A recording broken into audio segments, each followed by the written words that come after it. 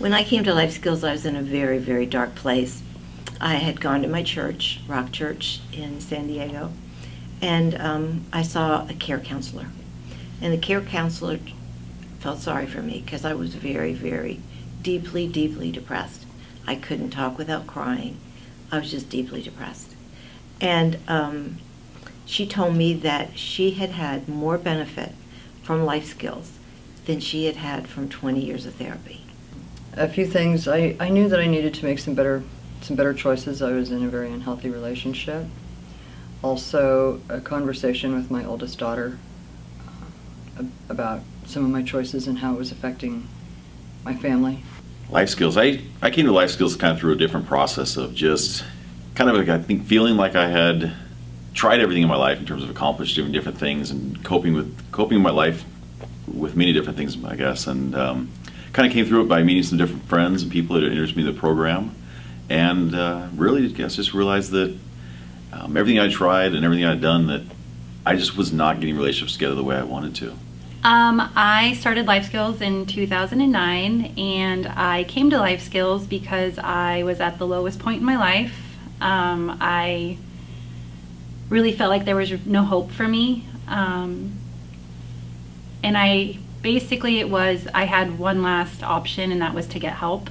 I would say that I started, at first when I heard the advertising at church, it did not sound like a program for me, because I didn't suffer from a lot of the trauma that I heard being advertised. But then as I talked to a friend who was going through it, and the material that she was showing and telling me about, it was exciting. It was like, wow, yeah, that sounds really good. So, so I decided that maybe it was going to help me since my tactics were not working. I came to Life Skills because I was in need of help in areas where I was desperate for change but didn't know how to change. I was in a men's purity ministry at my church called FMO, for men only, and my facilitator had been through Life Skills, and whenever we went through the component in my sexual purity group about dealing with how our past drove a lot of our coping behavior of that we use in sexual purity ministry, he said it would be a good idea for me to go to Life Skills. So I just kept doing what I always do, which was try to learn more and bear down and be controlling, like try to get people to cooperate with me. And that led me to be controlling and manipulative, and that wasn't working in my relationships. We were approached by a friend of ours, and Ron Clough, to consider coming to Life Skills to evaluate it. I'm in the ministry. I'm a full-time pastor, and it sounded good. It looked really good the way they explained it, and so we thought, yeah, we'll do this. It might be good to We don't tell other personally people. need it. Well, yeah, we knew we'd get something, bits and pieces, it'd be good. But little did we know that once we got into it, it was just amazing. We needed it more than we realized. I wasn't handling situations in life very well, and I wasn't sure how to handle them differently, but I knew that there must be a better way. So before Life Skills, I was an addict for 16 years. I had 4 kids with 3 different fathers. I had continuous cycles of abuse in any relationship that I had ever went into. And I fooled myself. I pretended he was a good husband and all of that kind of stuff. And with my children, I was extremely codependent with my daughter. I was conditioned as a child to shut my mouth, don't make any waves. If somebody was angry, you leave the room, you hide, you run the other way. And when Jonathan and I were in an apartment and there was something that he didn't like, he got angry with me.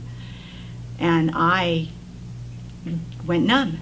And I thought, I'm the adult, he's the child, but yet I'm afraid. Something's going on here. He needs anger management is my thinking, is that he's out of control with his anger. He needs help. So I told him he needed to go to Life Skills and found out that the parent he's living with needed to be in life skills.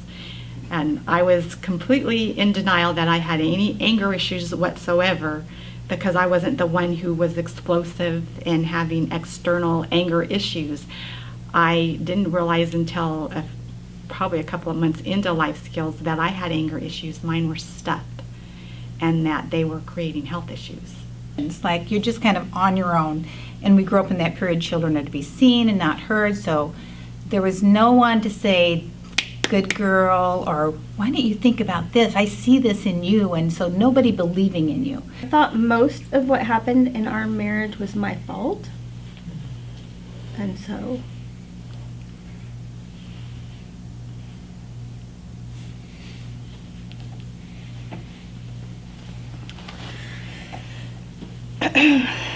and because of that, I would feed off of it and not let her express her points, or I'd bury it.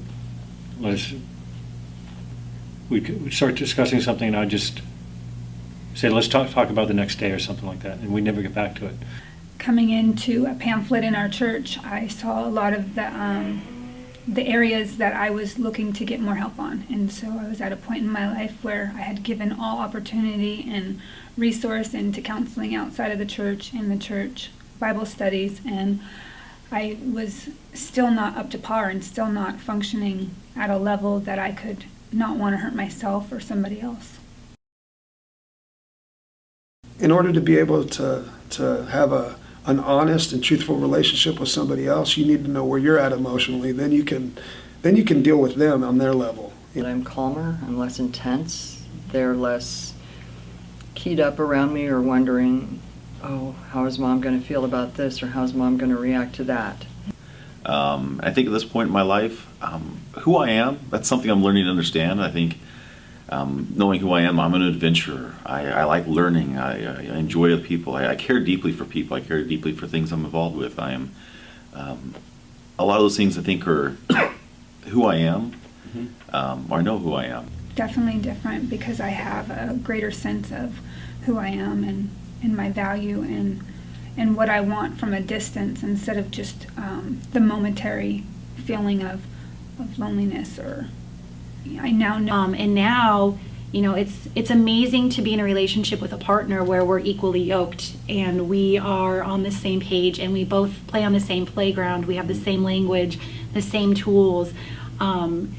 And so when things do come up, and they come up every day. We had an instance this morning in the grocery store. It happened, but neither one of us went into our old behaviors. We were able to talk about it and deal with it. And it's incredible. It's incredible to be able to be in a marriage with someone who's my equal. And when something happens, we're able to focus on us, our reactions, get to the kind of the root of it, and then come together as a couple and discuss what happened. So I don't have to be anything other than who I am, and just show up, be the great guy that I am, and that's all that needs to happen. I didn't realize I had a negative motor that would just run 100 miles an hour in my mind. And now, whenever something bad happens, I have tools to alter that thinking, that distorted thinking, that negative thinking of myself. A lot of forgiveness and healing has happened in that arena. A lot of forgiveness and healing has happened in the arena of my children. Even with my friends, the way we interact is completely different. My professional life is flourishing beyond my highest expectations. And I just believe it's the way I come across now. Always beforehand skipping the steps, but now knowing that the steps being put in order bring a result of just having solid balance and healthy, and just feeling much better about myself, and not that using my body as an expense to just get people around me and giving myself away. So now I know how to covet myself and treat myself like a private garden and not a public park. But to come back together to connect. So. Yeah, because I think what we would do in the past is we would try to say the right things, try to deal with our own stuff, but it was just like a little speed bump. We'd go over and then keep on going the same way we used to react or think, about it. And this actually rewrites the way we come to it and think about it and then react to each other. Find out about yourself. Find out what's wrong with you, what's good with you, what's going on that, I never really thought about my dad being so gone, all his own thing until phase 1 and late in phase 1, and then a lot of phase 2. I just thought that's how it was. Then I realized, you learn about yourself. That'd be the main thing.